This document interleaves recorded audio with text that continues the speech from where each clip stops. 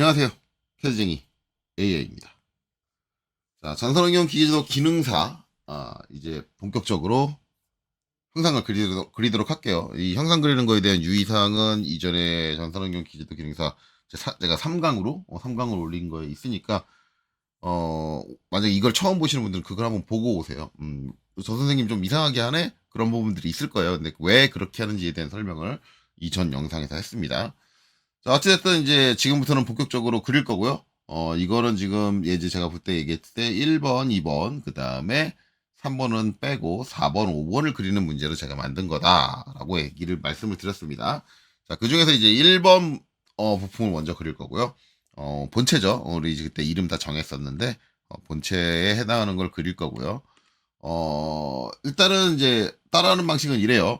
제가 이제 저걸 그리기 위해서 어디서부터 어디까지를 측정하겠습니다 라고 하고 나서 이제 측정을 할 건데, 어차피 이게 영상 컨텐츠잖아요. 그러니까 저는 측정을 할 수밖에 없어요. 여러분들이 뭐 측정하는 걸 영상 컨텐츠인데 이제 기다린다든가 그런 행위는 하지 않을 거고, 어디서부터 어디까지 측정하세요 라고 얘기를 하고 이제 저는 바로 측정을 들어갈 건데, 그러면 여러분들은 이제 이 영상 보시는 분들은 어디서부터 어디까지 측정하세요 그러면 영상을 잠깐 그것까지 듣고 일시정지를 누르신 다음에 제가 이제 공개한 PDF 파일 그것을 출력을 해서 종이로 한 장 갖고 계셔야 돼요. 영상 보실 때 그걸 해놓고 갖고 계시다가 제가 측정을 하라는 부분을 자로 직접 측정을 하시면서 연습하시는 게 좋습니다. 이거 뭐 제가 강제할 수 있는 부분 아니겠죠? 강제할 수 있는 부분. 난 귀찮으니까 그냥 네가 불러주는 거 듣고 그릴래 라고 하신다면 시험 망치실 확률이 되게 높으실 거예요. 음. 저 새끼 저주를 퍼붓는 건가? 그렇게 생각할지 모르겠지만 그게 아니라 제가 말씀드렸잖아요. 왜냐면 이 치수를 재는 거에 연습이 안 되기 때문에 이제 물론 이제 그러고도 상관없이 그냥 잘하시는 분들이 계세요. 애당초 나 재는 거 잘해라고 하시는 분들이 있는데 그렇지 않고 이제 거의 대부분의 분들은 재는 거에 익숙해지지 않았기 때문에 시험 때 재는 걸 잘 못해서 시간을 많이 까먹게 돼요. 그래가지고 이제 시험을 좀 망칠 확률이 높아진다라는 겁니다. 무조건 망친다라고 얘기하기는 좀 그렇고, 그래요. 어쨌든, 여러분들이 실제 시험 때 하는 행위를 그대로 해가면서 연습하시는 걸 저는 자꾸 권장을 드려요. 실조건과 같은 조건으로 연습을 해라. 자, 그래서 이제 본체 그릴 건데, 일단은 이제 뭐 정면을 어디 잡을 거냐, 평면을 우측면을 어디를 잡을 거냐, 평면을 어디 잡을 거냐, 뭐, 그거부터 먼저 생각을 해야겠죠.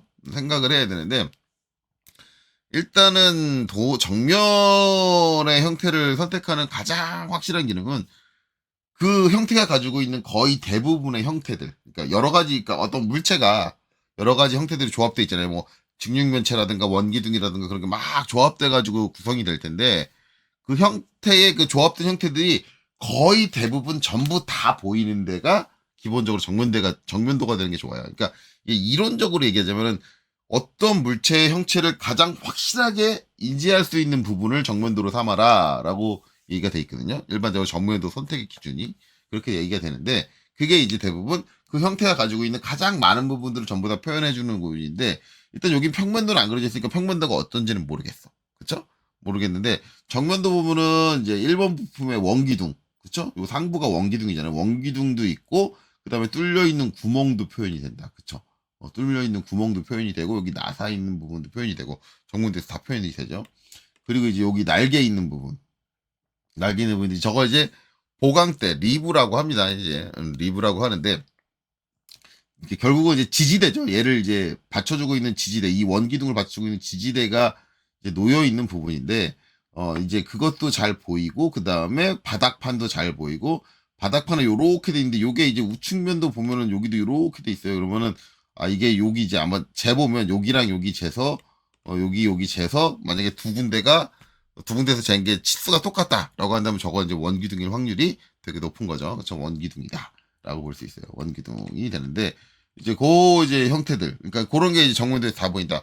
선생님 그럼 우측면도에서 안 보여. 여기 원기둥이. 근데 여기는 원기둥의 형태가 잘 안 보여요. 왜냐면은 지금 보면은 여기 원이 그냥 원의 형태로 보이지, 여기는 원형으로 뚫렸다는 걸 우리가 인지를 하면서 그 깊이가 얼마다, 어느 정도 깊이가 파져 있다라는 게 같이 보이는데, 여기는 원형의 구멍만 뚫려 있네. 근데 그 깊이는 얼마네? 그런 건 안 보일 거예요, 우측면도. 그러니까 얘가 좀 보이는 수준이 조금 애매하다. 그리고 여기도 요 리브가 살짝 원기둥보다 살짝 짧게 돼 있잖아요. 근데 여기서는 짧은지 안 짧은지 인지가 안 된단 말이야. 그러니까 그런 부분에서도 여기도 요거 보면 좀 표현이 부족하다라는 거고, 평면도는 이제 평면도 나중에 그려보면 알겠지만 요 원기둥이 요 이제 리브를 가립니다. 리브를 가리면서 리브에 대한 부분들이 표현이 좀 부족하다라고 해서 그렇고, 마찬가지 평면도에서 봤을 때 이제 얘가 이 원기둥이 얼마나 높이 바닥에서부터 얼마나 높은 곳에 있는지 그런 것들을 알기가 좀 어렵다. 라는 부분들이 있기 때문에 이제 여기서 이제 가장 많은 부분이 표현된 게 지금 여기는 이제 요 부분이죠. 요거. 그래서 이제 1번 부분은 이제 요거를 정면도로 해서 그릴 거예요. 자, 그래서 이제 지금부터 그려 나가는데, 마찬가지 그려 나갈 때도 이제 어떤 분들은 이제 요 양식 안에서 여기서 그려 나가시는 분들 계세요. 뭐 이제 그거 잘못했다는 거 아니에요. 저 안에서 그려 나가시는 건 상관없는데, 우리가 이제 저 안에다가 이제 지정된 부품을 전부 다 그려서 넣어야 된다. 그쵸?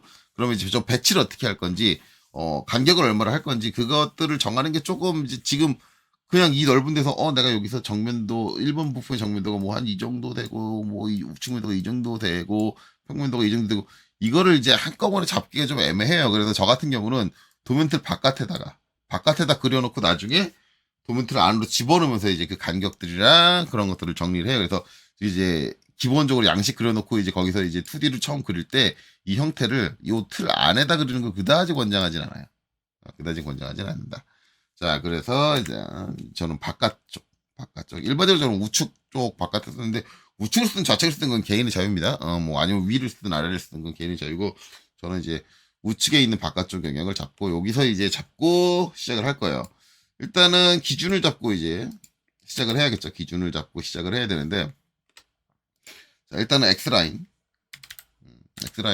지금 이제 우리 양식 만든 지 좀 오래돼서 좀 기억 안 날지 모르지만, 지금 이제 커런트 레이어, 현재 레이어는 외형선이어야 돼. 왜냐면 우리가 앞으로 이제 가장 많이 쓸 선이 외형선이니까, 외형선을 커런트 레이어, 현재 레이어로 놔야지 우리가 이제 선 종류를 바꾸는 행위를 좀 덜 해요. 최소화할 수 있어요. 그래서 외형선을 놓은 상태고, 그 다음에 X라인하고 이제 한 점 찍고, 이 상태에서 이제 뺑글뺑글 도는데, 이제 이 상태가 아니라 이제 우린 거의 대부분 수평 수직으로 그리니까, F8을 눌러가지고 수평 수직으로 움직일 수 있는 상태로 만들어주고, 일단 수평 오른쪽으로 길게 당겨 수평하게 한번 클릭, 그다음에 수직하게 한번 클릭, 그다음에 ESC. 자, 이렇게 되는 거예요. 이렇게 되고, 그다음에 형체를 그리는데, 이제 1번 형체에 대해서 이제 거의 대부분 이제 이런 형태 보면은 이제 대부분 얘기하는 게 1번 형태 좌우 대칭이다 라고 하는데, 여러분들이 이제 저는 이제 이거를 문제를 만든 사람이니까 이게 좌우대칭인 걸 알아요. 아는데, 여러분들이 시험 문제를 딱 접했을 때 저게 좌우대칭인지 아닌지, 눈으로 봤을 땐 좌우대칭이야. 눈대중으로 봤을 때. 근데 좌우대칭인지 아닌지는 솔직히 모르잖아. 1mm가 차이가 나고 2mm가 차이가 나면, 대략 1, 2mm가 차이가 나면, 좌측과 우측에 1, 2mm가 차이가 나면 일반적으로 육안적으로는 구분이 잘 안 돼요. 그렇게 쉽게 안 돼요. 쉽게 확 한 방에 안 된다고. 물론 이제 눈썰미가 아주 좋으신 분들은 뭐 이제 그것도 간파해 내시기는 하는데, 모든 사람이 눈썰미가 좋지 않잖아. 간단하게 저 눈썰미 안 좋아요. 저는 딱 저 그림만 보고 저게 제가 그린 게 아니라고 한다면, 이게 저게 좌우 대칭인지 아닌지 모르겠어. 그렇기 때문에 저는 항상 하는 얘기가 뭐냐면, 대부분은 그냥 이런 형태 거의 좌우 대칭이 하고 그냥 넘어가시는 강사들인데, 그건 네 생각이고, 그건 네 생각이고, 이런 거는 꼭 확인하고 넘어가야 돼요. 그래서 일단은 어디서부터 어디까지 재보냐? 재보는 거예요. 여기서부터 여기까지를 한번 재보고, 그쵸? 이렇게, 그쵸? 그 다음에 여기서부터 여기까지 한번 재보는 거예요. 재보고, 이 양쪽을 쟀을 때 이 값이 똑같이 나면 대칭이네. 대칭인데 아래쪽은 대칭이고 위쪽은 대칭이 아닐 수도 있잖아. 그렇잖아요. 그럼 뭐야? 몇 개를 이제 샘플링을 하는 거예요. 샘플링. 선생님 시간 없어 죽겠는데, 시간 없어도 확인해야지. 이런 거는 확실한 게 아니잖아. 27 이렇게 확인해 주는 거야. 그래서 좌우 대칭은 이 안쪽 구멍까지 확인할 필요는 없을 것 같고, 제가 봤을 때는 이제 외곽만 이제 여기서 여기 요 선까지 36 1번 부품에 해당하는 끝선까지만 36 요렇게 좌우. 그래서 한 3개 정도 샘플링 해가지고 다 3개 다 쟀는데 다 대칭으로 나왔네. 그러면 이제 이 형태는 이제 정면도에서 봤을 때는 좌우 대칭이겠구나. 이렇게 생각을 해주시면 되겠죠. 그렇게 확증을 가지고 대칭을 확정을 지셔야지 대부분 좀 어설프게 하시는 분들이 그냥 눈으로 봤을 때 대칭처럼 보여 라는 그 생각 하나만 가지고 대칭으로 그렸다가 나중에 실제로는 대칭이 아니었는데 라는 경우도 있습니다. 분명히 있어요. 제가 분명히 말씀드릴게요. 그런 문제가 있으니까 그렇게 하지 말고 반드시 저 좌우가 대칭이라는 확증을 가지고 대칭으로 접근을 해라 라는 거고요. 자, 그 다음에 이제 이거 그려주는데 어디서부터 그리느냐. 이제 기준을 이렇게 잡았어, 내가. 십자로 수평수직, 어차피 수평수직 기준으로 잡을 수밖에 없어요. 잡았는데 어디서부터 그릴 거냐. 대부분 이제 도면 처음 그릴 때 가장 많이 하는 질문들이죠, 여러분들이. 많이 하는 질문. 선생님, 이거 어디서부터 그려야 돼요? 그럼 제가 뭐라 그래요? 제가 하는 거, 당신 맘대로. 맞아요. 그 말이 맞는 거예요. 내가, 그러니까 도면을 그릴 때 그 어디서부터 그릴 거냐의 기준은 내가 정하는 거지. 누가 정해주는 게 아니거든. 정해진 게 없어요. 정해진 게 없는데, 정할 수도 없고, 정해질 수도 없는 건데, 그걸 정해달라고 하니 답답한 거지. 왜? 네가 위에서부터 그리고 싶으면 위에서부터 그리고, 네가 밑에서부터 그리고, 네가 중간부터 그리고 싶으면 중간부터 그리는 건데, 뭐 어디서부터 그리든 상관이 없는 건데, 왜 물어보냐고. 그리라고, 그냥. 그렇죠? 그래서 이제 사람마다 이거는 다르게 나온다. 그래서 이제 대부분 이제 요 중간부터 그리시는 분들은 없을 거야. 대부분 이거 그리시는 분들은 여기 있는 이제 1번 원통 이거부터 그리시는 분들. 왜냐면 솔직히 말하면 이 형상에서 가장 중요한 부분은 이 원통이야. 맞아. 저 부분이 제일 중요해.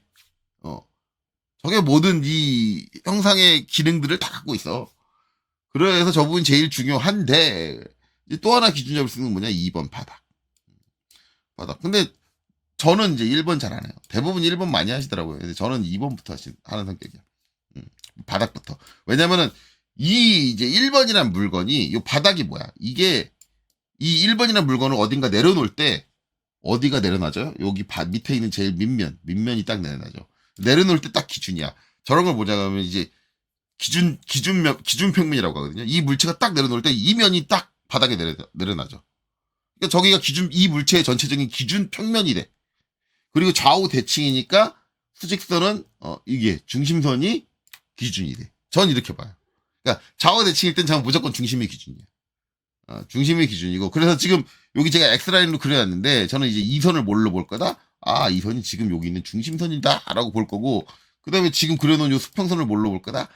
얘가 이제 바닥 기준이다. 베이스의 기준이다. 라고 보고 그린다는 거지. 그런데 아니야 나는 이거 원통의 중심선이야 이렇게 놓고 그린다고 해서 잘못된 것은 아니다. 그렇죠? 그건 개인의 자유다. 근데 저는 지금 바닥부터 그려 나갈 겁니다. 라고 저는 얘기하는 거예요. 나는 기준을 저렇게 잡았습니다. 라는 거죠. 자, 이렇게 됩니다. 자, 그래서 이제 바닥부터 그려 나간다고 했으니, 그러면 이제 뭐예요? 바닥의 사이즈를 다시 재야겠죠? 아까는 대칭 확인하려고 좌우를 잰 거고, 기본적으로 이제 대칭 형상은, 이거는 다른 선생님들도 다 비슷하게 얘기할 거예요. 대칭 형상의 치수를 확인을 할 때는, 치수를 측정을 할 때는, 이걸 중심선에서 외형선을 선택해서 치수를 측정하는 걸 권장드리지 않습니다. 일반적으로 이제 대칭의 형상을 중심에서 외형선을 재게 되면 간혹 가다가 0.5 치수가 나와야 돼요. 뭐냐면 설계할 때 전체 기장을 홀수로 설계하게 되면 반을 나누면 무조건 0.5가 나와요. 소수점이 도출될 수 있기 때문에 웬만하면 치수는 대칭 치수는 양끝을 재셔라.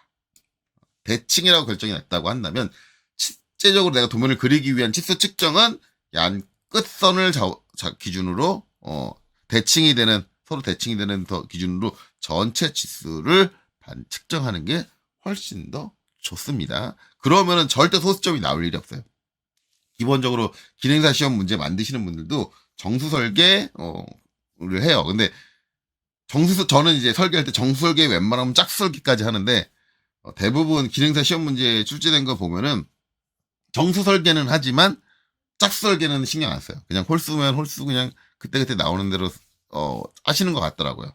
그래서 일반적으로 홀수가 나오면 이제 저 점호가 나올 수 있으니 웬만하면 이제 대칭이랑 결정이 나면 직경 또는 전체 대칭의 좌우 전체를 재주시는 게 좋습니다. 좋아요.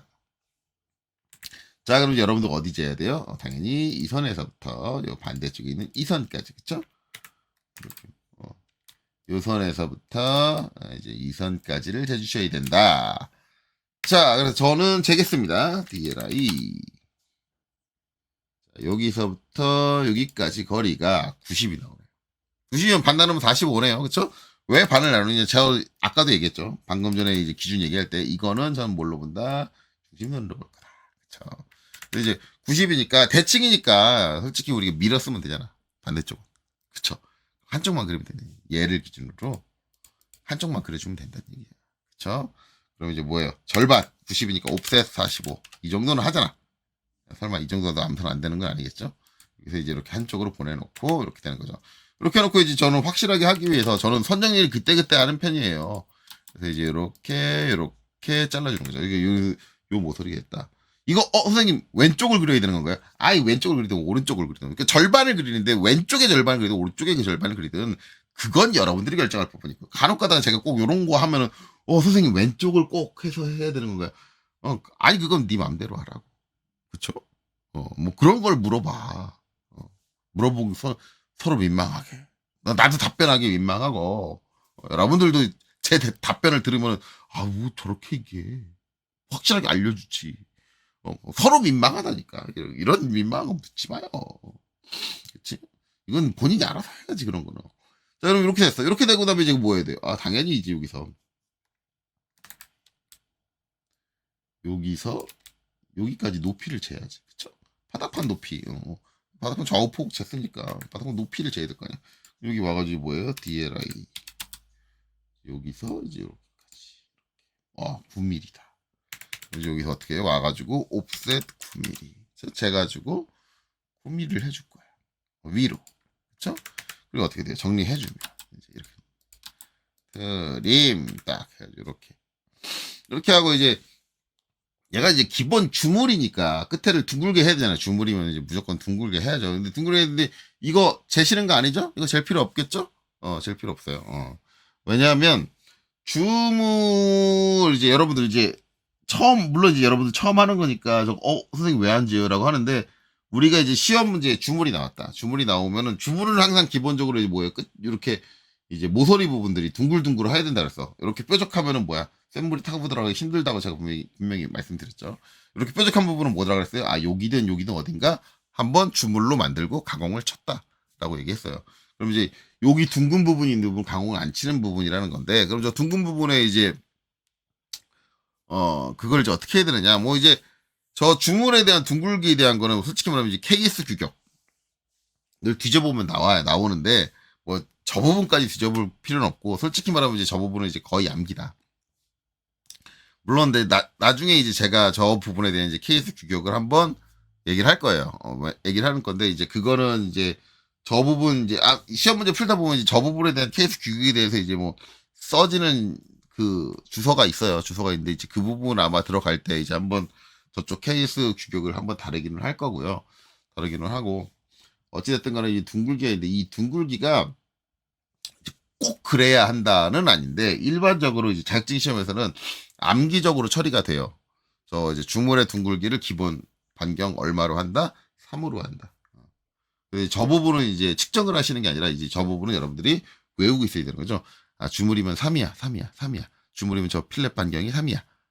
반지름 3이야. 이렇게 외우고 있어야 되는 건데, 저게 이제 간혹가다 위배되는 경향이 있어요. 시험 문제가 3으로 그리면은 도저히 안 그려지는 경우가 있어. 그럴 때는 이제 약간 좀 줄인다든가, 해줘야 돼요. 반지름 2로 한다든가. 근데 웬만하면 1까지 가진 않는 게 좋아요. 일단은 반지름 한 2 정도. 많이 줄여야 2 정도까지 줄일 수 있다. 라고 보시는 게 되고, 그 다음에 기본적으로 2까지 줄일 필요가 없다. 거의 3짜리가 다 들어간다라고 하면 무조건 3으로 처리를 해주는 거예요. 반지름 3으로. 그리고 이제 간혹 가다가 처리하다가 3짜리가 단 한 개도 들어가기 어렵다 그러면 전부 다 2로 처리를 한다든가. 그런 식으로 이제 그거는 여러분들이 그려가면서 느껴봐야 돼요. 근데 지금은 일단은 여기서 필렛으로 한번 줄게요. F, R, 3. 반지름 3 준다 그랬으니까 3 입력을 하고, 그 다음에 이제 여기 2선, 그 다음에 2선 딱 선택하면 이렇게 들어갔죠. 무리 없이 잘 들어가잖아요. 들어가면, 됐어.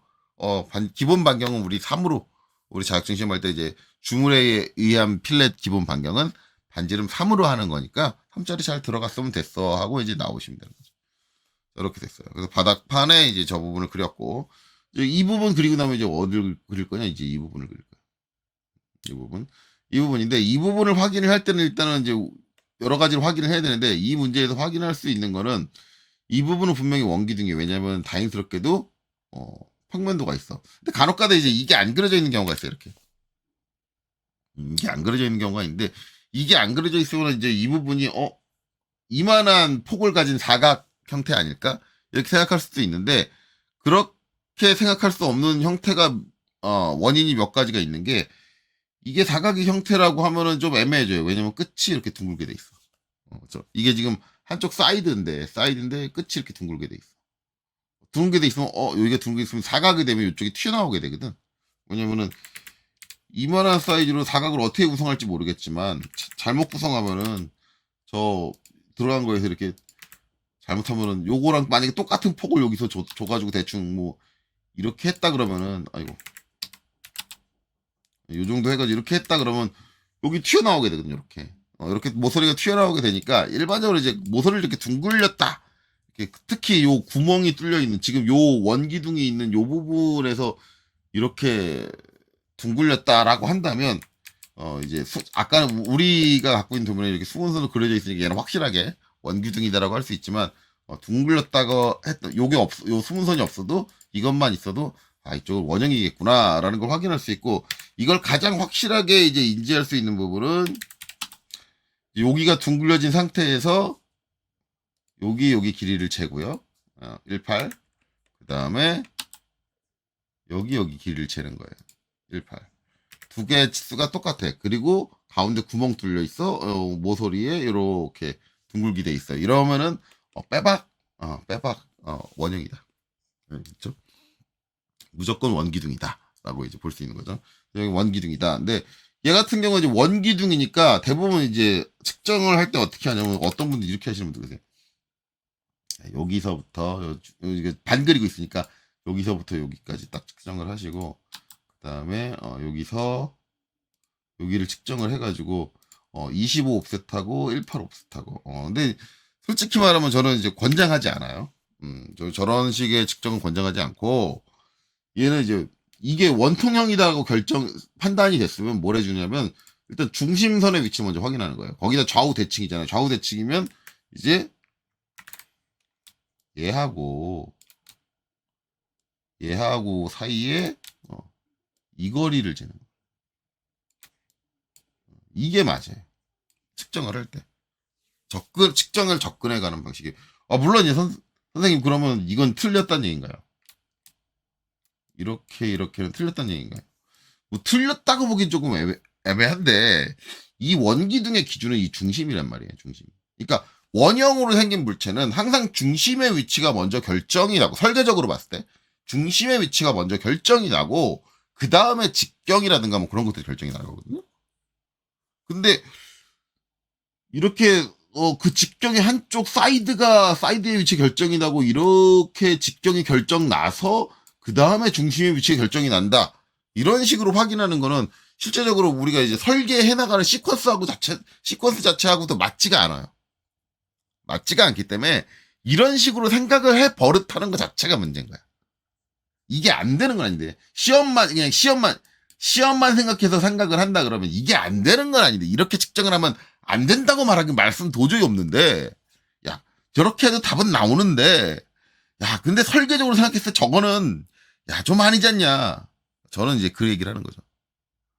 그래도 우리가 이제 설계를 공부하는 건데, 설계까지 들어가지 못해도 우리가 설계를 할 때 어떤 형태로 치수를 접근해 나가고 어떤 결정이 먼저 이루어지고 어떤 결정이 나중에 이루어지는지 그 순서에 맞춰가지고 생각을 하고 그 순서에 맞춰서 그려버릇하는 습관은 들여야 되지 않느냐. 저는 지금 그 얘기를 하는 거예요. 그거를 따진다면 이 원기둥의 중심 위치가 먼저 결정이 나야 되는 거고, 그 다음에 얘 직경이 결정이 나서, 그쵸? 그러니까 직경을 측정을 해야겠죠. 직경을 측정을 해서 중심선을 기준으로 좌우로 대칭으로 보내줘야지. 그게 맞는 시퀀스인 거지. 이건 아니라 이거지. 그쵸?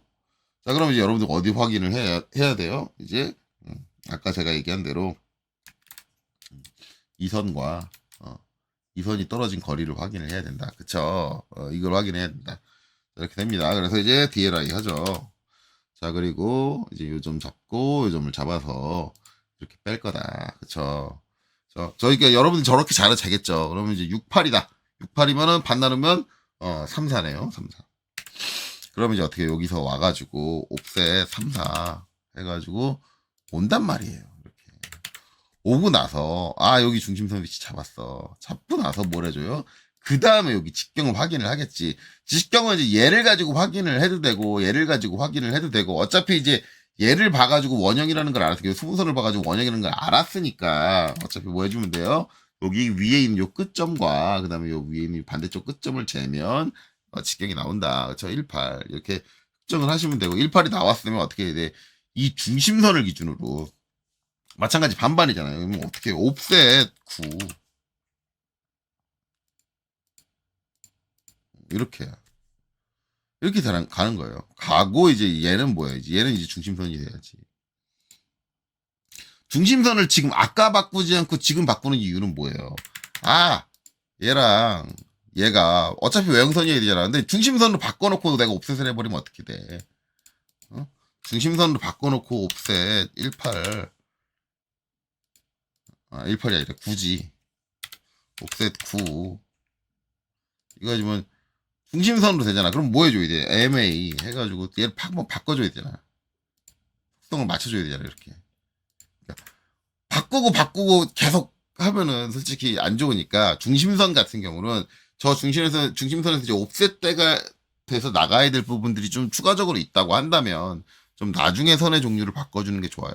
물론 좀 난 헷갈려가지고 안 되겠다라고 하시는 분들은 재빨리 바꿔야겠지. 그건 이제 본인 개인의 판단에 따라서 좀 달라지긴 하는데 저라면 이제 저 정도는 안 헷갈린다. 그러니까 나중에 좀 바꿔도 되지 않냐라는 거고. 그 다음에 이제 여기서 이제 더 튀어나와 있는 거죠. 이 바닥판 전체 두께보다 살짝 더 두꺼운 거예요.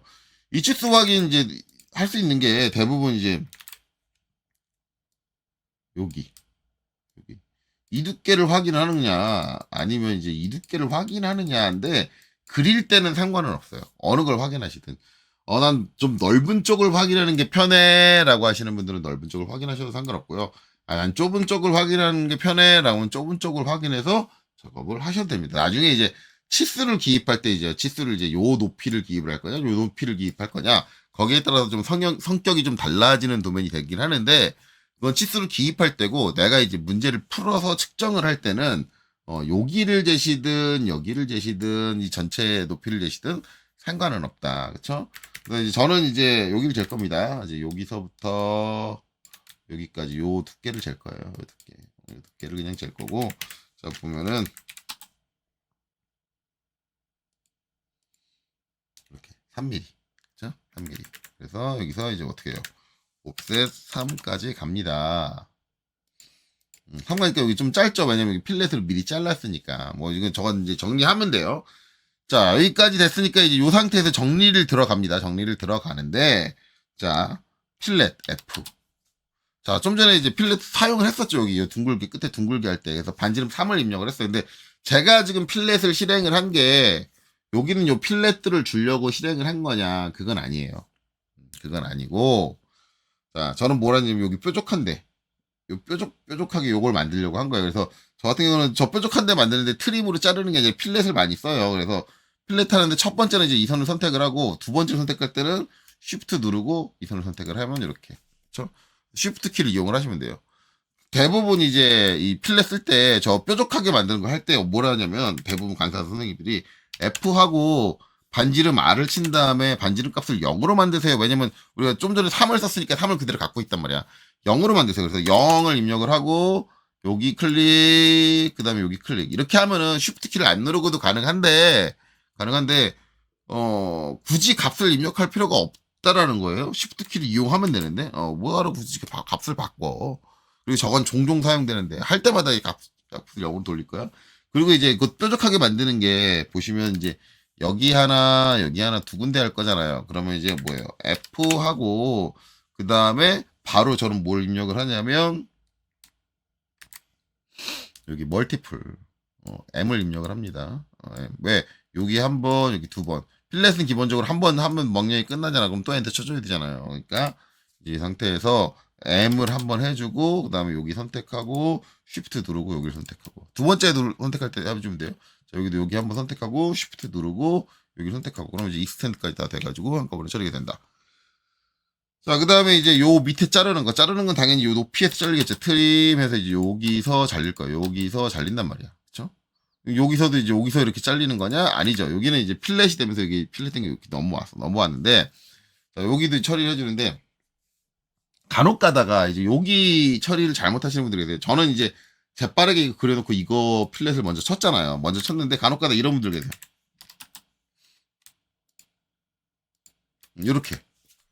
이렇게 해놓고, 그 다음에 필렛 처리를 어떻게 하냐면은, 필렛 처리를 할 때,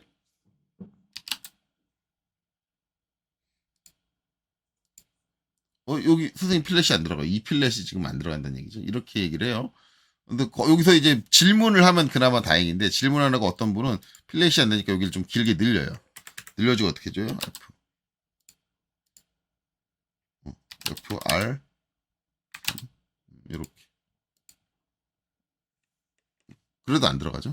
안 들어가는 건 이제 여기 높이를 보면은 여기가 3이에요.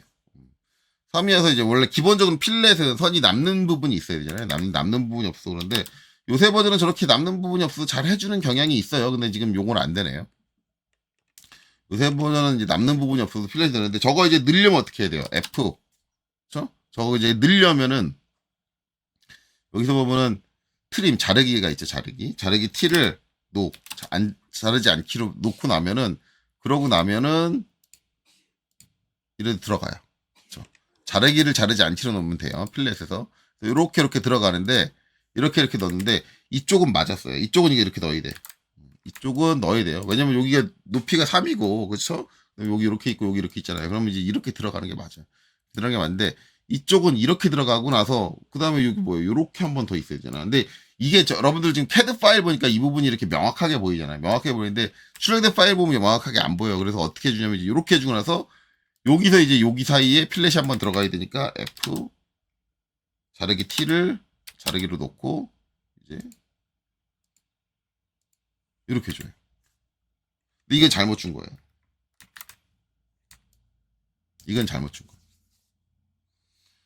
그러니까 이제 필렛이 중첩되는 부분이 있어요. 중첩되는 부분이 있는데 그 중첩되는 부분에 필렛의 우선순위를 여러분들이 아셔야 돼요. 우선순위. 이게 형상적으로 접근을 할 때 바닥판이 먼저 성립이 되는 거예요. 그렇죠? 바닥판이 먼저 성립되는 거기 때문에 바닥판의 필렛이 먼저 이렇게 구성이 되는 거고 그 위에 원기둥 형태로 네 군데가 돌출이 되는 거예요. 그러니까 바닥판은 완전히 사각판으로 딱 구성이 돼야 되고 그 사각판에 있는 상부 모서리가 전부 다 똑같은 반경의 필렛으로 쫙 둘러져야 돼요. 그게 첫 번째야. 그리고 그래서 그 위에 원기둥 형태가 올라오는데 그게 요 필렛 범위를 벗어나서 생긴단 말이야. 그러면은 이 원기둥 형태가 이 필렛된 사각형의 필렛된 부분과 필렛이 이루어지는 거예요. 그러니까 이 필렛이 구성되는 순서 같은 거 이런 것도 잘 생각을 해야 돼. 그러니까 이걸 이렇게 그려놨다. 이렇게 그려놨다. 이건 아니에요. 그러니까 저걸로 간혹가다 이제 이런 분 강사분님들 분 중에 이런 거예요. 저 부분 뭐 저렇게 하든 이렇게 하든 상관없어요. 저걸로 감점 안 돼요. 이렇게 말씀하시는 분들이 계신데 솔직히 모르겠어요. 제가 채점관은 아니야. 큐넷의 채점관은 아니에요. 한 번도 큐넷 채점관으로 일해본 적이 없으니까 채점관은 아니고 제가 확답은 못 드려. 저걸로 감점을 할지 난 모르겠어. 그 사람들이 어떻게 채점하는지 난 본 적도 없는데 만약에 내가 채점관이라면 전 100% 감점합니다. 왜냐하면 형체에 대한 기본적인 개념이 없는 사람이야. 이거는 감점을 안 하고 넘어간다? 그러면 채점 너무 대충 하는 거 아닐까? 가장 기본적으로 치수를 따라서 공차를 따라서 중요한 부분이 나오기 전에 형상에서부터 저런 기초적인 거에서부터 무너져 내리는데 얘는 일단 감점하고 가야지. 저라면 그럴 거예요. 절대 저렇게 그리시면 안 됩니다. 그러니까 순서 반드시 이거는 이 부분은 이게 저 중첩되는 부분은 이 부분은 제가 해준 순서를 여러분들이 지키셔야 돼요. 요렇게 필렛이 가는 게 먼저예요. 먼저고 여기는 F. 그렇죠? 여기 이제 분명히 안 되니까 자르기 T를 자르지 않기 노 트림으로 자르지 않기로 해서 어떻게 해줘요? 이제 여기 잡아서 이렇게 넣어주는 거야. 넣어주고 이제 여기 높이가 3이니까 이 선은 아예 델리트 사라지는 거예요. 첫 번째 요거고 여기도 마찬가지 자르지 않기예요. 않기인 상태에서 필렛을 해야 돼. 왜냐하면 자르기를 하고 하면 얘는 잘리는 게 좋은데 얘는 잘리지 말아야 되거든. 왜냐면 여기는 쭉 이어져야 돼. 왜냐면 이 원기둥보다 요 사각 판때기가 더 튀어나와 있어. 그쵸? 사각 판때기 요 부분이 더 튀어나와 있잖아. 얘가 먼저 보는 거야. 이 필렛 부분, 요 필렛 부분이 먼저 보인다는 개념이 적용돼요. 이 원기둥보다 먼저 보여야 돼. 왜냐면 더 튀어나와 있으니까. 그런 개념이 적용되니까 요거는 완전히 이렇게 이어져야 되고 요쪽 필렛만 얘랑 만나서 딱 끊겨야 돼. 그쵸? 그렇기 때문에 F 자 R3 아까 넣고 트림도 아까 노트림으로 했으니까 그냥 선택만 하면 될 거예요. 이거 선택하고 이거 선택해서 이렇게 필렛을 넣어놓고 트림 TR 얘 선택하고 그 다음에 여기 클릭하고 잘라준다. 여기 마저 잘라줘야 돼. 이렇게 돼야 돼. 이런 이제 우선순위들 잘 정리를 해주셔야 되고 그 다음에 중심선 정리해줘야겠죠? TR 트림 자 여기서 일단 형상에서 딱 끝나게 이렇게 할게요. 자 그리고 이 중심선 더 돌출시키기 전에 그 다음에 해줘야 될 게 뭐냐면 안쪽에 구멍에 뚫립니다. 구멍도 재야죠. 근데 구멍을 잴 수 있는 게 여기서도 잴 수 있고 그 다음에 이쪽에 뭐예요? 단면도 구멍 뚫린 부분을 단면을 쳐가지고 저렇게 해놓은 부분이 있어. 여기서 해도 되고 상관없습니다. 여기서 측정을 해도 되고 근데 저라면 이제 아마 여기서 측정을 할 거예요. 만약에 이렇게 줬다. 만약에 이렇게 단면 쳐가지고 잘린 게 없다 그러면 무조건 여기서 측정을 했을 텐데 이게 있다 그러면 그냥 여기서 측정을 할 거예요. 왜냐면 여기 수직선 해가지고 저기 측정이 좀 더 나은 것 같아서 측정을 할 건데 그러면 이제 여러분들 어떻게 측정해야 돼? 이제 여기서 이거 하나 측정하고 여기서 이제 여기 사이를 측정을 해야겠죠. 여기를 측정을 하는데 측정을 해보면 DLI 자 여기서 여기 해가지고 딱 하면 9mm 나온다. 9mm가 나온다라고 제가 얘기를 했는데 이제 여러분들이 이걸 측정을 실제로 출력된 거에서 측정을 해보면 9mm가 정확하게 나오면 좋은데 측정은 이제 분명히 사람마다 이제 측정할 때마다 오차가 있다라고 얘기했잖아요. 좀 오차가 심한 사람들은 이제 1mm 정도 편차가 나고 이제 적은 사람들은 0.5mm 정도 이제 나는데 잘못 읽게 되는데 그러면 이제 간혹가다 이걸 읽다 보면은 이제 1mm까지 편차가 날 수 있다라고 한다고 하면은 이 9니까 작게 읽으면 8mm까지 읽을 수 있는 거고 그 다음에 크게 읽으면 10mm까지 읽을 수 있는 거다. 그쵸? 근데 이제 우리 아까 이제 이것도 쟀잖아요. 이거 쟀어. 우리가 이제 절반을 재지 않지만 지름거리를 쟀죠. 전체 반대쪽까지 해서 이제 이 거리를 쟀잖아. 이거를 쟀는데 이 거리 쟀는데 실제 원래 진짜 설계자가 이 도면 그린 거에서 1mm가 편차가 났다. 감점 안 해. 1mm 정도. 그러니까 1mm 정도 측정의 오차가 발생할 수 있는 거니까 그런 것들은 채점관들도 감점을 안 한단 말이에요. 뭐 실질적으로 제가 본 건 아니지만 근데 저걸 오차 없이 측정하는 부분인데 오차를 고려하지 않는다라는 거는 잘못된 행위예요. 잘못된 행위니까 무조건 저거 이제 어느 정도 오차 범위를 고려를 해주는데 마찬가지예요. 이 중심거리도 우리가 자로 잰 거잖아.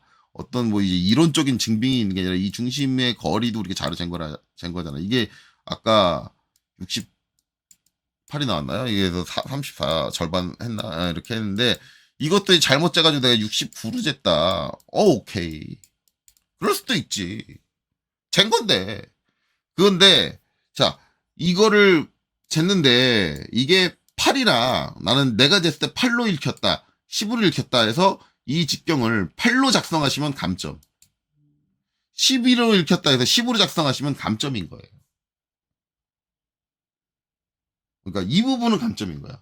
이 직경이 9로 되든가 혹시라도 10으로 잘못 읽으면 이제 다른 치수가 있긴 한데 그건 좀 아니고 원래 다른 치수가 있긴 한데 그건 좀 아니다. 그러면 대체 얘는 뭔데? 이 구멍은 대체 뭐길래 저 구멍에는 오차가 발생을 하면 되나? 재긴 재는데 오차가 발생하면 안 되는 거냐? 네. 저 구멍이 뭔지는 여러분들이 이 조립품을 보시면 알 거예요. 저 구멍 왜 뚫어놨을까를 여러분들이 생각을 하셔야 돼. 야, 구멍 4개. 분명히 이제 이게 한쪽 귀퉁이 하나씩 있는 거니까, 이게 사각형일 테니까 4개 귀퉁이에 있을 거다. 그쵸? 4개 귀퉁이 있을 건데, 그러면 저게 대체 뭔데? 제가 대체 누구길래, 야, 치수에 오차가 발생을 하면 안 되는 거니? 근데 저거 용도 뭘까요, 여러분들? 궁금해 잘 생각해보세요. 자, 이 물체 다 조립해가지고, 내려놓는다. 어디다 갖다 설치할 거 아니야. 어디다 갖다 설치할 거니까, 설치할 때다 내려놓는다. 어디가 내려놔준다. 그랬어요, 제가? 아, 여기 바닥에 딱 내려놔준다. 그럼 내려놓은 걸로 끝이냐? 여기다가 이제 뭐 동력 걸어가지고 여기다 이제 V벨트에 대한 설명 나중에 나올 거니까 V벨트 걸고 이제 여기 뭐 기어 다른 기어 맞물려가지고 기어 걸어주고 스포 기어라 그랬잖아요. 기어 걸어가지고 돌린다. 근데 바닥에 아무것도 안 하고 그냥 내려놓고 그냥 돌려버리면 어떻게 돼? 날아가지. 휙 하고 어딘가 날아가 버리지. 그럼 얘 안 날아가려면 어떻게 해야 돼? 고정시켜야 될 거 아니야. 어떻게 고정시킬 거야? 그렇죠? 여기 있는 것처럼 볼트로, 그렇죠?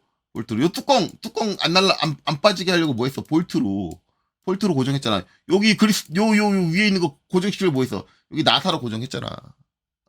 그렇죠? 그럼 뭐야? 얘도 뭐야? 여기 볼트로 고정해줘야지.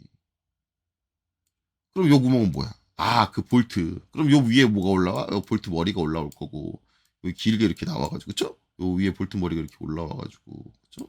요 안쪽으로 이제 볼트가 이렇게 들어와가지고, 요 밑에 앞나사 나 있겠네. 앞나사 나 있어가지고, 요 밑에다 이렇게 딱 체결이 된다. 그쵸? 이 개념이 되는 거 아니야. 아, 그럼 저거 무슨 구멍이다? 아, 볼트로 연결하기 위한 그 체결용 구멍이다. 그래서 우리가 이제 도면에서 구멍을 나눌 때 다 똑같은 구멍처럼 보이지만 이제 설계를 하는 사람들은 이제 구분을 해요. 어떤 구멍? 체결용 구멍. 또 하나는 어떤 구멍? 기구적 구멍. 체결용 구멍과 기구적 구멍 이게 거의 이제 3D 프로그램에서 이제 구멍 가공 마법사 구멍을 이제 뚫어주는 그 기능에 대해서 설명을 할 때 많이 나오는데 이게 이제 체결용 구멍과 기구적 구멍의 차이가 뭐냐? 기구적 구멍은 내가 어떤 구성물을 끼워 넣기 위해서 설계해가지고 만든 구멍을 얘기를 하는 거고 체결용 구멍은 뭐예요? 나사나 볼트, 체결용 도구들이 지나가는 구멍을 체결용 구멍이라고 그래요. 그래서 이제 뭐예요? 내가 어떤 구성 요소를 껴 넣기 위해서 만든 구멍. 그러니까 여기 있는 여기 구멍인데 요 구멍인데 이 구멍은 뭐야? 기구적 구멍이에요. 왜 체결용 요소가 들어가는 게 아니라 베어링 같이 이제 기계 요소들이 들어가는 거야. 어떤 요소들이 껴 들어가는 건데 지금 요쪽에 보면 이제 요 나사가 지나가기 위해서 약간 더 넓게 뚫려져 있는 요 구멍. 요 구멍은 뭐야? 이 나사가 지나가는 구멍이니까 체결용 구멍이야. 그러니까 이런 체결용 구멍과 그걸 구분을 해야 되는데 이 부분은 뭐다? 체결용 구멍이다. 즉 저걸 이제 얘기하면 나사 여윳구멍이다라고도 얘기해요. 나사 여윳구멍이다라고 하는데 이 부분은 우리가 케이스 규격표에 지정이 돼 있다. 그래서 우리가 시험 때 볼 수 있는 케이스 규격표에 지정이 돼 있다. 우리가 케이스 규격표에 지정돼 있는 건 무조건 거기 있는 지수를 따라야 된다라는 거죠. 자, 그래서 제가 이제 케이스 기계제도 규격 시험 때 볼 수 있는 거 열었습니다. 열었는데 여러분들 이제 큐넷에서 다운받는 법에 대해서는 제가 앞에서 설명을 드렸어요. 여러분들은 이제 거기서 다운받으시면 돼요. 제가 배포하지 않습니다. 이거는 제가 배포하면은 이분들의 저작권을 제가 침해하는 게 되는데 어차피 큐넷 홈페이지 가면 이거는 회원가입 없이도 그냥 다운받을 수 있게 저러실에 있는 거니까 다운받으시면 돼요. 다운받으시면 되고 이제 이 중에서 이제 저 나사 구멍에 대한 부분인데 일단은 이제 나사 부분 찾아가려면 좀 이제 뒤로 가야 돼요. 그래서 이제 좀 빨리 찾아가시려면 요거 PDF 같은 경우는 컨트롤 F 눌러가지고 검색기 이렇게 띄우시고 여기다가 이제 나사 이렇게 써가지고 엔터 이렇게 엔터 쳐가면서 찾으시는 게 나아요. 그래서 미터 보통 나사 나오고 그 다음에 미터 가는 나사 나오고 좀 이제 내용 나사라고 써있는 말들이 많으니까 좀 엔터를 좀 여러 번 쳐야 되긴 하는데 뭐 나사까지 와가지고 대충 와가지고 여기서 가운데 필로 이제 이렇게 돌려가지고 찾으시든가 뭐 어느 정도까지 왔으면 이제 이렇게 찾으셔도 상관은 없어요. 이렇게 오는데 이제 쭉 내려오다 보면은 요 밑에 보면은 뭐가 있냐면 15번 볼트 구멍지름 그쵸? 볼트 구멍지름 이런 게 있어요. 그리고 2급 기준이라고 써 있습니다. 2급 기준 이거 2급 기준 돼 있고 카운트 보호지름 지수 이렇게 돼 있어요. 그래서 이제 이걸 보면 된다. 이걸 보고 하는데 자 여기서 이제 뭐 나중에 이제 케이스 규격표에 대해서 이거는 이제 이게 한 번 나왔으니까 이 이후에 제가 영상 찍을 때 케이스 규격에 대해서 요 부분에 해당하는 케이스 규격에 대해서 한번 다룰 거예요. 다룰 거긴 한데 볼트 구멍 지름 2급 기준이라고 써있는데 왜 저게 2급 기준이 써있냐면 얘가 1급이 있고 2급이 있고 3급이 있고 케이스 규격에는 4급까지 있습니다. 저 구멍에 대한 게. 구멍 사이즈가 4급까지 있어요. 그래서 1급은 좀 타이트하고 2급은 보통이라고 그러고 보통급이라고 그러고 이제 3급은 좀 널널하게 헐거움게 이제 주는 이제 좀 구멍 사이즈 크게 주는 거고 보통보다. 그다음에 이제 4급은 특수해요. 4급은 이제 국제 규격에는 없고 우리나라 규격에만 있는 건데 4급 같은 경우는 주물 형태를 주물로 생긴 구멍 자체를 이제 저 나사형 체결용 구멍을 다이렉트로 사용을 할 때의 치수를 얘기를 하는데 뭐 그렇게 나눠지는데 지금 우리는 이제 2급만 보니까 그런 것까지는 중요하지 않고 나중에 그거는 케이스 규격 보고 아시면 되고 이제 이렇게 나와요. 나오는데 여기 있는 치수들을 좀 자세히 보시면 또 이게 제대로 동작 안 하는데 왜 저걸로 동작을 하는지 왜 저걸로 동작을 하지? 이렇게 동작을 해야 되는데 저렇게 되는데 일단은 나사의 호칭 지름인데 나사의 호칭 지름이 중요한 게 아니고 우리가 이제 여기 방금 전에 측정했던 그 직경은 뭐냐면 여기 볼트 구멍 지름이에요. 그래서 제가 나사 여유값이라고 하는데 이제 이걸 케이스 교에서는 볼트 구멍이라고 해요. 볼트 구멍. 볼트 구멍 지름인데 이제 요 볼트 구멍 지름으로 쓸 수 있는 게 3.4를 써도 되고 4.5를 써도 되고 5.5를 써도 되고 2급일 때 2급일 때 이거보다 이제 더 작은 걸 쓰고 싶다 그러면 1급을 보시면 돼요. 1급을 보면 되는데 어쨌든 우리는 이제 2급만 본다. 그러니까 거기에 저게 2급이 보통이에요. 제가 얘기하면 보통이기 때문에 거의 대부분 2급을 써요. 다른 거 안 써요. 써 있는데 5.5 있고 그다음에 6.6 있고 그다음에 9가 있고 그다음에 11이 있다라는 거예요. 그러니까 이 사이 값은 쓰면 안 되는 거야. 이 사이의 값은. 그렇죠? 그러면 이제 9일 때는 뭐냐면 나사의 사이즈가 M8, 나사의 치수도 결정이 나요. 아, 구멍이 9로 뚫려 있으면 M8짜리 나사를 끼라는 얘기구나. 그게 결정이 나는 건데, 자, 이제 이렇게 결정이 나는 건데, 다시 이제 가서 보면은 9인데 만약에 8로 됐다. 그쵸? 측정이 내가 8로 됐어. 측정이 원래 9인데 8로 됐어. 8로 되면 자, 측정이 8로 됐어. 8로 됐는데 6.6 아니면 9잖아. 그쵸? 6.6 아니면 9를 써야 되는 거 아니에요. 그럼 값이 8로 측정이 됐어. 그럼 뭘 선택해야겠어? 6.6을 선택해야겠어? 아니지. 9를 선택하겠지. 왜? 6.6보단 9가 가깝잖아. 9가 가깝잖아. 근데 제가 10은 애매하다고 얘기한 게 10이 나오면 만약에 9가 지지 않고 10이 됐다 그러면 9하고 11이야. 그러면 치수가 비슷하잖아. 치수가 비슷하잖아. 그래서 조금 애매해지는데 그러면 11을 해도 되겠네요. 근데 이제 9를 살게 된 건데 11이면 2mm 차이 나는 거거든요. 그럼 진짜 잘못 보는 거거든. 도면을. 그래서 제가 이제 얘기하는 거는 일반적으로 이제 가깝고 멀고가 구분이 된다. 그러니까 이것처럼 8이면은 6.6에서는 멀고 9에는 가깝잖아. 이렇게 되면 이제 9를 선택하는 게 맞는데요. 정확하게 가운데 값이다. 그러면 그 값보다 작은 걸 선택하는 게 맞습니다. 왜냐면은 우리가 이제 구멍 같은 경우는 기본적으로 이제 그렇게 확 크게 재지기는 좀 그렇거든요. 그래서 기본적으로 내가 젠치수보다는 작은 게 맞겠구나라고 생각해주는 경향이 있어요. 그러니까 측정으로 이제 판단되는 경우는 그런 경우가 많기 때문에 만약에 이제 두 개가 이제 정확하게 가운데 값을 갖는다 그러면 이거보다 아래쪽 거를 선택을 해라. 제가 이제 말씀드린 건 그거예요. 그러니까는 저 값은 9가 나오지 않으면 감점인 거다. 그렇죠? 9가 나오지 않으면 감점인 거다.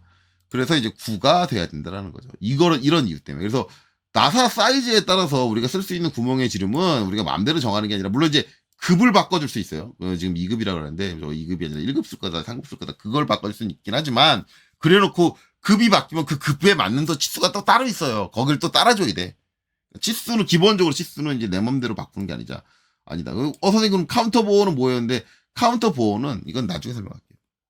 지금 여기 설명하면 지금 요것만 해도 지금 거의 50분이 육박해가고 있는데 여기서 이것까지 설명하면 미치고요. 그 다음에 제가 얘기했죠. 이거 끝나고 나면 이제 이거 다시 다 따로 다룰 거라고. 케이스 규격. 제가 케이스 규격 다루는 부분이 따로 있잖아요. 거기서 이거 다시 한번 다룰 거예요. 그래서 다루고 이제 거기 다루고 나면 여기다도 카드 제가 우측 상단에다가 카드 띄워 놓을 테니까 그 링크 눌러가지고 찾아보시면 돼요. 어쨌든 이제 여기 나사 구멍은 반드시 9가 돼야 된다. 왜? 이 규격표에 의해서. 그렇죠? 그거는 중요한 부분입니다. 저 부분은 다른 값이 나오면 이 부분은 다른 값이 나오면 감점이 될 것이다 라는 거죠. 자, 그럼 이제 9니까 이제 어떻게 줘요? 옵셋 4.5 그쵸? 절반이니까 그 다음에 이제 요렇게 그 다음에 요렇게 좌우로 가는데 자 여기서 이제 특이한 게 나오죠. 특이한 게 자 얘는 저는 이제 얘네 둘을 선택을 해서 뭘 해주느냐 수문선으로 바꿔줄 겁니다.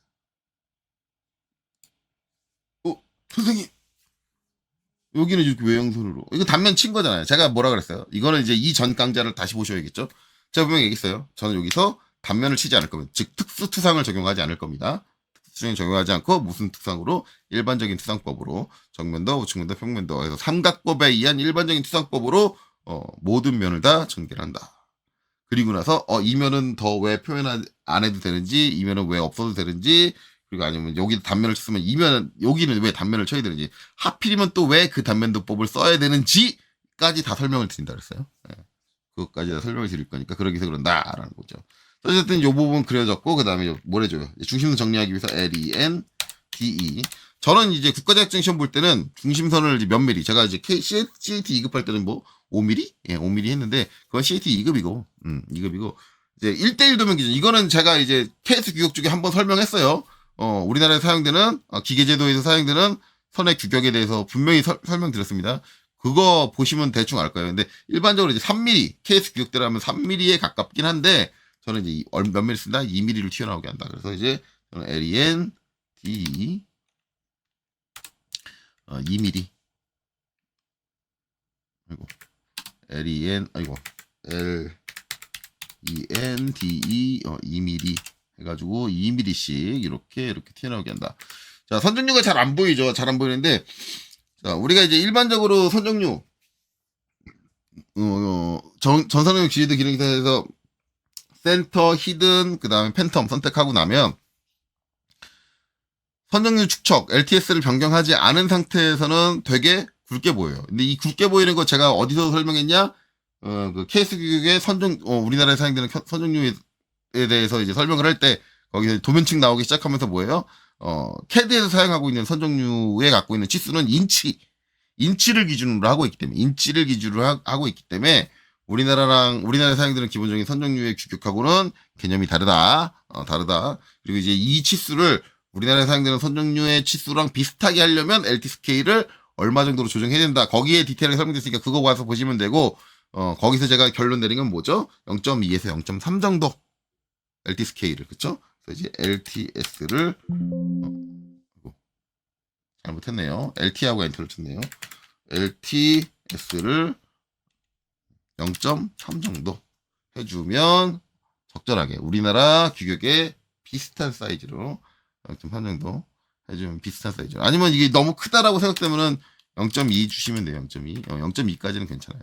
0.2 정도 이렇게 주시면 돼요. 그러니까 꼭 이게 정치수로 딱 떨어져 있는 게 대략적으로 0.2에서 0.3 정도 주면 된다라는 거고 정해져 있는 게 0.4를 주는 경우도 있고요. 이거 이제 간혹가다 이렇게 하시는 분들 계시죠? 선전류를 선택할 때 센터 2 아니면 팬텀 2 그렇죠? 그걸 골라라라고 하시는 분들 계세요. 왜냐면 그 센터 2, 팬텀 2가 뭐냐면 히든 2 이렇게 뒤에 곱하기 2 붙어 있는 애들이 뭐냐면 LTS 값이 0.5가 적용된 애들이에요. 즉 0.5 스케일 선정류 축척 스케일이 0.5가 기본적으로 작은 애들이에요. 0.5 작은 애들인데 분명히 제가 말씀드리지만 오토캐드에 사용되는 선 종류의 축척을 기본적인 선정류 축척의 사이즈들을 LTS 스케일 0.5를 적용을 하면 큽니다. 커요. 우리나라 규격, KS 규격에 있는 선정류. 대부분 0.5 쓰려는 사람들은 0.5 쓰고 LTS 값 안 받고라고 말씀을 하시더라고요. 근데 클 텐데, 커가지고 좀 보기 좀 그럴 텐데. 근데 이제 그걸로 감점을 할지 안 할지 모르겠어요. 0.5짜리 쓰고 LT 스케일 적용 안 한 걸로 이제 감독관이 감점할지 안 할지 모르겠는데, 저라면 감점을 할 것 같아요. 저라면 조금 감점을 할 것 같아요. 그 정도는 너무 성의 없이 안 맞췄다라고 생각해서. 그래서 혹시라도 이제 센터 2라든가 아니면 히든 2라든가 팬텀 2를 쓰시는 분들도 0.5배가 된 거니까, 걔를 거기다 그거 적용하고 나서 LT 스케일을 0.5를 한 번 더 적용하세요. LT 스케일을. 그래야지 맞아요. 0.5를 한 번 정도 더 적용을 해줘야지. 아니면 저처럼 그냥 센터 2나 그런 거 쓰지 말고 그냥 센터, 히든, 팬텀 쓰시고 저처럼 0.2에서 0.3 사이를 적용을 하시던가. 그건 이제 여러분 선택해 봅시다. 라는 거죠. 이렇게 되죠. 자, 어찌됐든 고작 요거 그리는데 시간이 무려 거의 1시간 가까이 소모가 됐습니다. 소모가 됐는데 설명하는 거 보시면 알 거예요. 되게 디테일하게 설명을 하려고 하고 있어요. 그렇기 때문에 제가 분명히 말씀드렸습니다. 어떤 형체 하나 그리는데 한참 걸릴 거예요. 거기에 들어가는 KS 규격이니 뭐니 다 디테일하게 설명을 할 겁니다.